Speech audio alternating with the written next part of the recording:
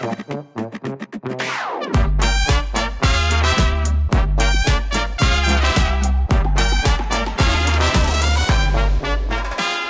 početku smo mi krenuli prve godine kao pilot varijanta, vrlo lagano, easy, ne znajući uopće kako će publika reagirati, a na kraju stvarno skužiš da ne samo da su ljudi željni, nego da jako razumiju kulturni sadržaj i da izuzetno rado na njega dolaze, pogotovo kad im je isto pričao.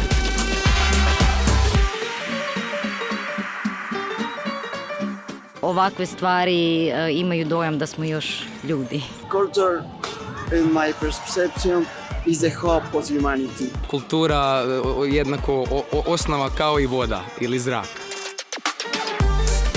Ljudi dođu ovako slobodno na livadu i odjedanput se nešto dogodi, neka čarolija.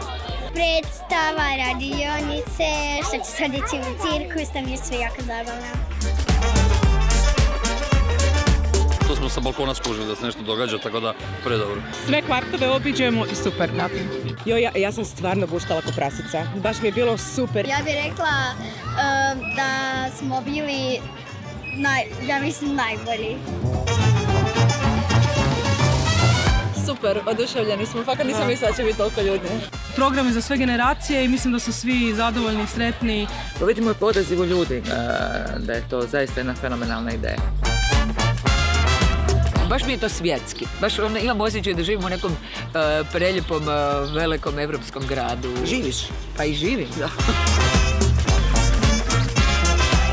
Trebamo kulturu i zaslužujemo kulturu.